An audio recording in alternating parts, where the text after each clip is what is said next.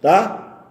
Aquela corte das forças da natureza, dos donos da terra, que são os índios, os encantados, os caboclos.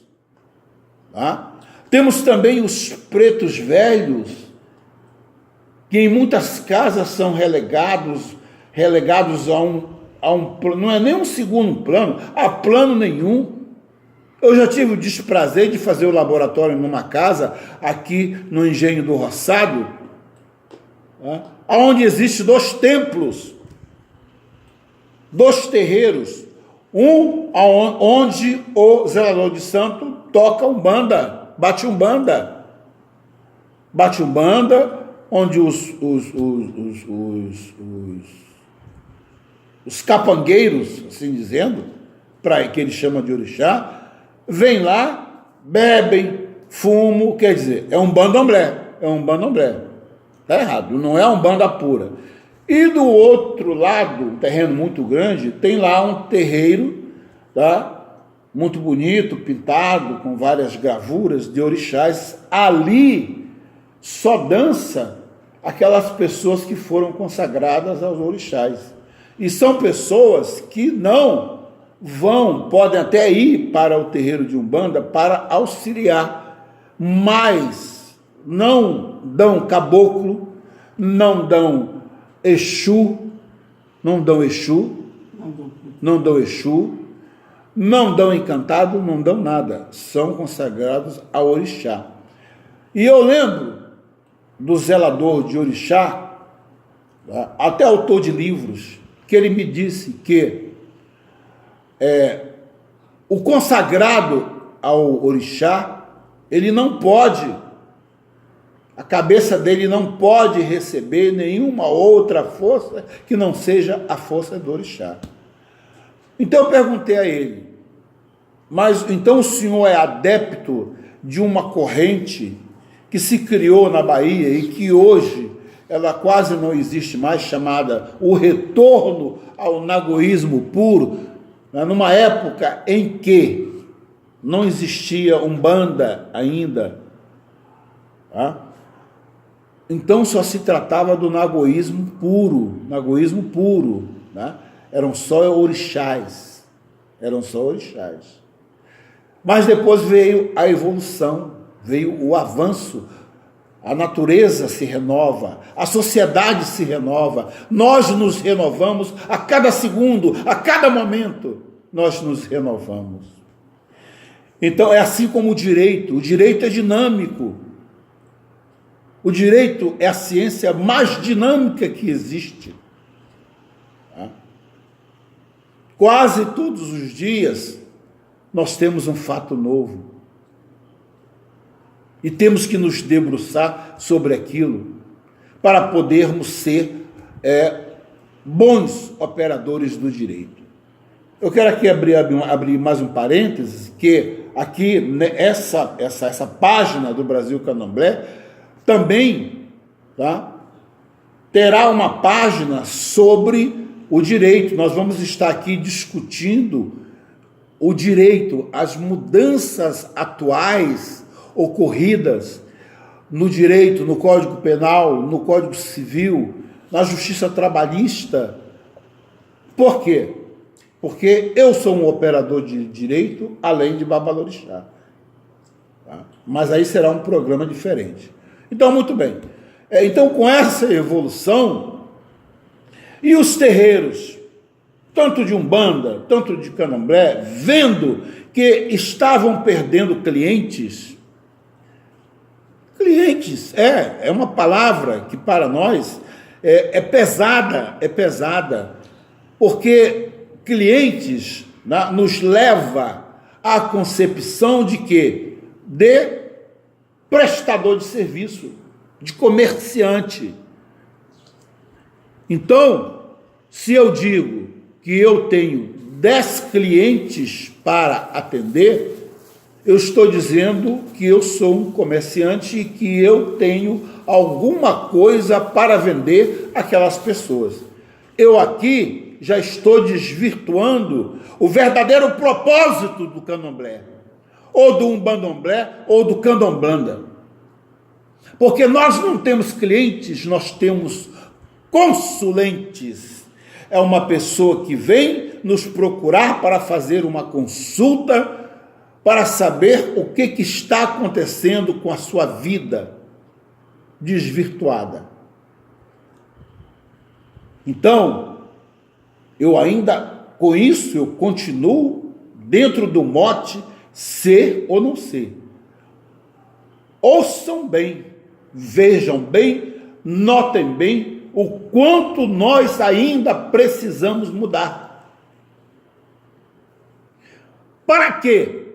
Para que a gente consiga trazer aquela multidão de pessoas que se afastaram das nossas casas, de umbanda, de candomblé, de quimbanda, de candomblanda, e que foram buscar aquilo que não conseguiram lá na igreja eletrônica. Eu não vou falar na igreja católica, porque eu mesmo tenho consulentes, pessoas que frequentam a minha casa, que vêm que dizem que são católicos. Então, os católicos, muitos, quando tem o tal do censo, o censo é mentiroso. Quando coloca lá que nós somos 1 ou 2%, não é verdade. Pergunta um recenseador, se perguntar a uma pessoa qual é a sua religião, se ele não for evangélico, ele vai dizer assim: eu sou católico. Por quê? Porque ele tem vergonha de dizer que ele é espiritualista, que ele é umbandista, que ele é candomblecista. Não é vergonha. Aos pouquinhos as pessoas estão modificando a sua forma de pensar, mas nós temos a responsabilidade de dar essa contribuição, dar a essas pessoas a coragem de admitir que são adeptos do culto afro-brasileiro, seja a umbanda, seja o candomblé, seja a quimbanda, seja o umbandomblé. Como que nós vamos fazer isso? Através da credibilidade, porque foi através da perda da credibilidade que as pessoas se bandearam lá para a igreja eletrônica, igrejas estas que usam as nossas práticas, desobsessão, banho de descarrego, tudo aquilo que pertence a nós. Eu não vou dizer que pertence a nós, mas que é de uso no nosso segmento religioso. Mas lá no afã, porque lá existe o afã de conseguir ouvir metal, lá existe o afã de vender alguma coisa. Lá é um comércio. Aqui, hoje, eu posso dizer, se tornou um comércio também, infelizmente. Hoje as pessoas não têm mais consulente, falam clientes abertamente, clientes. Tá? Então eu até digo, como advogado, eu advirto, porque eu tenho advogado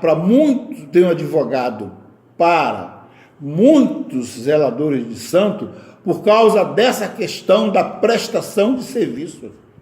Porque notem bem, se você se propõe a prestar um serviço para uma pessoa no campo material, no campo sentimental ou no campo espiritual, e se aquela pessoa não obtém aquilo que foi prometido, aquela pessoa vai buscar uma reparação judicial, por aquilo que não conseguiu. Mas por que acontece isso? Por que acontece isso? Acontece isso com as pessoas não preparadas, porque eu aprendi e digo para vocês, quando a pessoa procura um médico, ele chega lá no médico, o médico pergunta a ele: o que o senhor está sentindo? Eu estou sentindo uma dor aqui, ali. Então o médico, antes de dar um diagnóstico, ele vai mandar fazer uma série de exames para ver qual o problema efetivo daquela pessoa. Não é assim que ocorre? Muito bem. Se o sujeito procura um advogado, ele tem que contar tudo que ele fez, se ele matou a mãe dele, por que matou a mãe dele, se estuprou a avó dele, por que estuprou a avó dele, por que ele roubou, por que ele matou, enfim, tá? O advogado está ali para ouvir, é segredo de confissão. Tudo que ele fala para o advogado, sob pena de ser punido, não pode divulgar nada daquilo. Se ele não quiser, se não houver acordo sobre honorários, ele pode ir, e aquilo que aquela pessoa contou, o advogado não pode sair divulgando por aí, porque aí é quebra de sigilo. Não pode. É igual o padre no confessionário. Aquilo que é confessado ao padre, o padre não pode sair. Não tem lei que obrigue o padre a dizer o que aquela pessoa disse ou deixou de dizer. Então, vejam bem, se você está certo no santo e no santo certo, você não tem medo de quem quer que seja que procure o seu jogo, a sua cabala. Porque eu sempre digo, eu aprendi que nós temos a nossa força própria. Não é qualquer um, nem todos que são consagrados ao orixá recebe a permissão para abrir um centro espiritual de candomblé, de umbanda, de quimbanda ou outra denominação. Então o jogo mostra e diz: Exu dá licença, a grande rainha Oxum, desculpem, dá licença a Exu para que Exu diga que realmente aquela pessoa, tá, ele vai receber, com 7 anos de feitura, vai receber o seu ibaxé, quer dizer, todo o instrumental para seguir a sua vida. Mas nem todos têm a permissão para abrir casa de candomblé, casa de orixá. Mas o que vemos por aí são pessoas que recebem o seu ibaxé e abre casa e sai fazendo santo adoidado aí e sem ter essa permissão. Então isso é muito comum, é muito natural. Tá? Muitas pessoas procuram casa, já me procuraram: não, eu quero fazer meu santo porque eu quero abrir minha casa. Mas quem lhe disse que você tem a permissão de após cumprir todas as suas fases, os seus ciclos espirituais, tem a permissão de abrir uma casa, um terreiro de candomblé, de umbanda ou de quimbanda? Tá? Então tudo isso, essa responsabilidade é nossa. E muitos babalorixás escamoteiam isso, não falam, ele está vendo no jogo ali que aquela pessoa não tem. Então ele quer que aquela pessoa venha, que chegue à condição de Iaô e deixa para falar no dia, ou então não deixa, joga na rua, aquela pessoa vai para aí. A gente ouve muito, né? Lugar comum as pessoas falarem quando vão nos julgados assim: eu fui na casa de santo, me fizeram santo errado. Tá? O que é santo errado? O que é santo errado? Não existe santo errado. Existem pessoas, tá? Sacerdotes e sacerdotisas, que não estão preparadas para aquele ato. Tá? Então, não seguem à risca todo o fundamento para se chegar até a feitura. Não é feitura que não vai se fazer santo, até o sacramento maior do orixá, no ori, na croa daquela pessoa. E quantas não têm essa permissão, e o babalorixá, no afã de ganhar dinheiro, tá, esconde isso, e aquela pessoa vai para a rua e vai abrir sua casa e vai fazer outros filhos de orixá e vai por aí afora. Então, gente, isso daí aumenta o quê? A falta de credibilidade. Então nós temos que resgatar a nossa credibilidade corrigindo todos esses atos. nos desvinculando, tá? De uma forma, claro que nós não podemos nos desvincular, porque hoje o sincretismo vinculou tudo de uma tal forma, está entendendo? Mas nós temos as nossas rezas, nossos fundamentos, nossos orôs em Yorubá, temos também nossas rezas, nossos orôs em português, porque você não vai encontrar nenhum zelador de santo aqui que fale fluentemente Yorubá. Canta uma cantiga ou outra, o Ogã canta uma ou outra, muitas das vezes não sabe nem o que significa. Essa que é a verdade. Mas nós procuramos louvar o orixá na língua, tá, que eles eram louvados lá em África. Mas louvamos também os orixás, tá, na nossa língua. E eles aceitam do mesmo jeito. Então, quando eu falo de língua, eu falo também de modalidades de feitura, eu falo de modalidades de trabalhos, de magia, porque na realidade nós somos magos, nós trabalhamos com magia. E o que é magia? Magia, ela engloba tudo aquilo que você faz. Acender uma vela é um ato de magia. Fazer uma oração é um ato de magia. Tá? Fazer o que chamam lá dentro da Igreja Católica de ladainha, e que nós dentro do santo chamamos de orô, que nada mais é do que uma ladainha quando se reúne aquele povo dentro do barracão, onde nós vamos orar. Tá? Começamos 7 da noite, terminamos 7 da manhã. Lá na igreja evangélica tem isso também, chamado círculo de oração. Tá? Mas nós não vamos chamar de ladainha, porque a palavra ladainha lá é deles. É deles. Então vejam bem, o nosso culto, ele é tão admirado, ele é tão precioso, que a igreja criou um segmento novo chamado de os carismáticos. Os carismáticos, tá? Tá aí o padre, não me veio à mente o nome do padre, né? Que hoje tem um programa na Rádio Globo na parte da manhã, tá? Foi ele o precursor, tá, desse movimento dos carismáticos. E alguns outros carismáticos aderiram até ao toque de tambor nos seus atos litúrgicos. Então, o que significa isso? Significa que a nossa religião, tá, ela tem um valor muito maior do que muitos dos nossos irmãos estão dando, estão desmerecendo. Se tornaram um vendedor de magia falsa. Tá?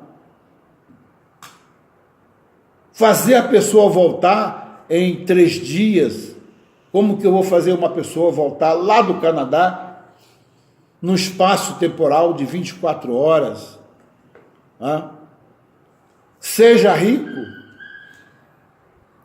Tenha todas as mulheres e os homens que você quiser. Venha jogar com pai fulano, pai cicrano, pai beltrano. Enfim, é a liberdade de culto, ninguém é dono de nada. A nossa religião não tem uma Bíblia, tá? É tudo pela oralidade.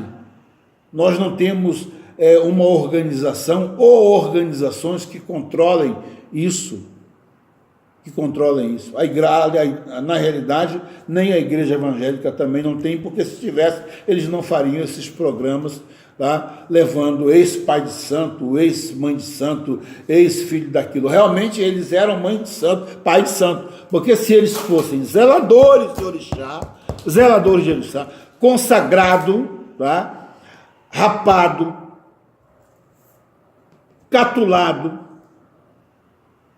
ensaboado, eles jamais iriam lá para a igreja eletrônica, tá?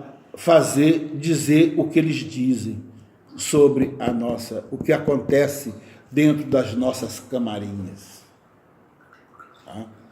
Então daí o cuidado que nós temos que ter com essas pessoas que nos procuram, porque o que tem de fura-roncó, vocês sabem o que é fura-roncó, são aquelas pessoas que vivem de candomblé em candomblé, aí pegam um pouquinho aqui, pegam um pouquinho ali, pegam um pouquinho, daqui a pouco eles se tornam um pai de santo, que a gente denomina de pai de santo de cadinho. Cadinho. Ele pega um cadinho aqui, um cadinho ali, um cadinho acolá, ouviu lá o pai João Batista já irá falar alguma coisa, ele anota e tal, daqui a pouco ele está abrindo um terreiro, não existe uma organização, não existe nada que impeça, está abrindo um terreiro e está lá se julgando, é pai de santo lá e não se sabe a origem dele. Tá? E vai ganhar dinheiro enganando as pessoas. Só que o que ele vai fazer não vai obter resultado, porque é necessário que você esteja certo no santo e no santo certo. Se você não estiver certo no santo e no santo certo, respeitando a força da natureza, respeitando que são os semideuses de Exu a Oxalá, respeitando as forças da natureza, da terra, que são os caboclos, os encantados. Meu Deus, eu falo muito de encantaria, porque eu sou maranhense. Então, o tambor de Minas, tá? Talvez seja uma das poucas nações que agrega todas essas forças. São Luís tem 2 casas, que não são as mais antigas, mas são as mais tradicionais, porque mantém-se ainda apegada à sua tradição. E tendem a desaparecer. Por quê? Porque não admitiram imiscuir-se com outros segmentos religiosos, nem mesmo com os donos da terra, os índios, os encantados. Tá? Se você vai no Querebentã de Zomadono, o que é Querebentã? Querebentã é terreiro, Zomadono é o vodum dono da Casa das Minas. Tá? Você confere as vodunces que lá estão. A comunidade hoje foi tombado como patrimônio universal pela Unesco. A Casa de Nagô é mais aberta, mas também não admitiu, tá, a entrada. Então, para não dizer que não admitiu, há um entrelaçamento maior com alguns segmentos, algumas práticas da Igreja Católica. Tá?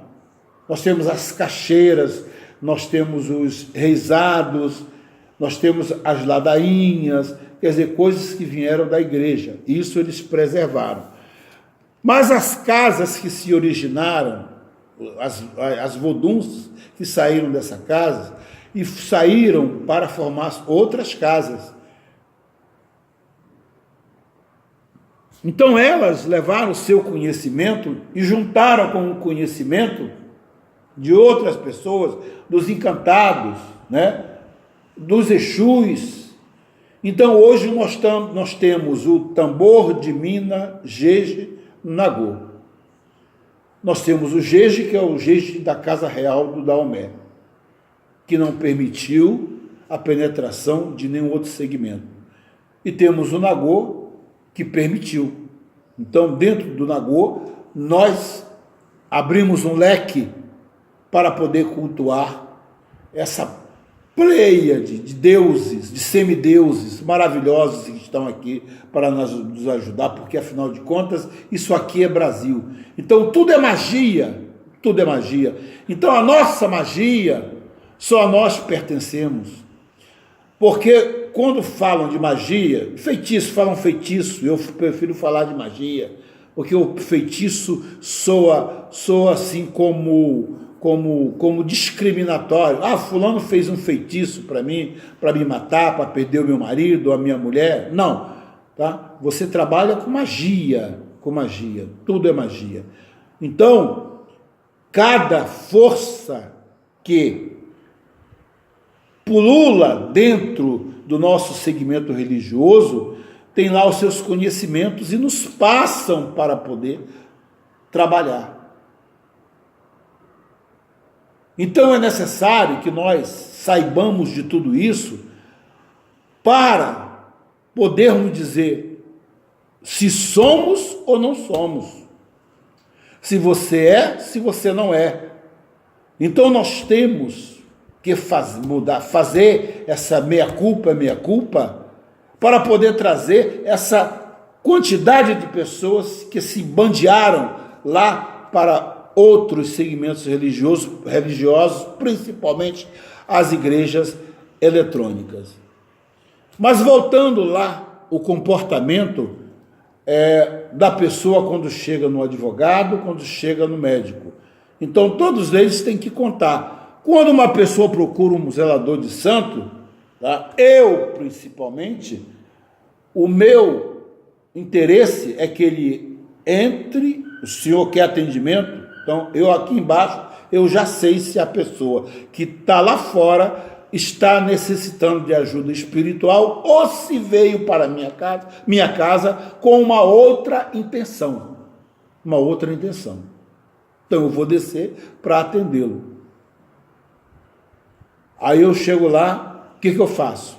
Não pergunto-lhe o nome, não pergunto-lhe o endereço, não pergunto-lhe a data de nascimento, porque eu sou diferente do padre, sou diferente do pastor, sou diferente do advogado. Aqui, quem vai dizer, quem vai falar a autoridade aqui sou eu. O juiz aqui sou eu é que vou dizer.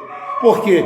Porque eu tenho todo um aparato espiritual, eu tenho todo um plantio de orixás, tá? Que estão ali para me ajudar, para me mostrar. E eu advirto mais ainda, vocês tomem muito cuidado, porque quando você abre o jogo, você tem que se concentrar, rapidamente interpretar o jogo e se concentrar nos olhos daquela pessoa, porque muitas das vezes a verdade está nos olhos daquele consulente, que muitas das vezes é um mentiroso. Então, quando chega uma pessoa falando assim, não, meu amigo, cala a boca. Aqui quem fala sou eu, tá? Eu não pergunto o nome, porque nós vivemos um mundo de mentira, de ambos os lados. Ele pode dizer que se chama João das Couves, na realidade ele é João de Arimateia. Ele pode dizer que mora na Barra da Tijuca e mora lá em Belford Roxo, ou vice-versa. Então o que ele vai falar? Então eu vou ficar ocupando o mensageiro do jogo, que é Exu, para saber se realmente aquilo que ele disse é verdadeiro. Eu vou ficar o dia todo jogando, e não tem tempo, tem mais pessoas para atender. Então você ali na mesma hora, você deslinda qual é o mistério daquela pessoa. Dali você sabe se o problema daquela... Primeira coisa, essa pessoa aqui está porque está precisando de ajuda espiritual. O mensageiro do jogo vai dizer sim ou não. Essa pessoa é feita de santo? Sim, vai dizer sim ou não. Essa pessoa é iniciada? Sim ou não. Essa pessoa é iniciada e está saindo de uma casa de santo? Sim ou não? Essa pessoa tem casa de santo, casa de orixá aberta? Sim, não. Exu vai lhe responder. Você tem que ter a prática de saber perguntar. Qual é o problema dessa pessoa? Tá? É de natureza material? O jogo vai responder sim ou não. É de natureza sentimental? Sim ou não. É de natureza de saúde? Sim ou não? Então você tem o meio necessário de poder perguntar aquilo que que normalmente os pais de santo perguntam às pessoas. E acabam passando por idiotas, passando por embusteiro, tá? Aí termina o jogo, você tem que fazer esse, aquele é bom aqui, tá, eu vou voltar depois para fazer. Aí chega lá na esquina, aquele é um otário, é um estelionatário, um 71, não falou nada. Então não vamos dar essa confiança Se você tem Exu, se você tem um Bara plantado na sua casa, se você tem um Choroquê, se você tem um Xangô plantado na sua casa, se você tem uma Oiá, uma Iansã plantada na sua casa, se você tem um Oxalá, uma Iemanjá, Iemoô, que é a esposa de Oxalá, plantada na sua casa, você não tem medo de nada, não tem medo de nada. Então o que você tem que se fazer impor e exigir respeito daquelas pessoas. Porque a pessoa que vem para a sua casa para testar a sua capacidade, ele está desrespeitando o seu lar. E eu aqui abro um parêntese para dizer que o grande Marcos Túlio Cícero, um dos maiores oradores da história romana, hoje um referencial dentro do direito, no mundo inteiro. Ele disse lá em uma de suas obras o seguinte: é a casa de um homem o que ele tem de mais sagrado depois da sua vida, porque é lá onde ele tem os seus altares, os seus deuses, onde ele faz suas orações, onde ele cultua os seus deuses. Porque naquela época, invadir a casa de um cidadão, tá? A pena era capital, era a pena de morte.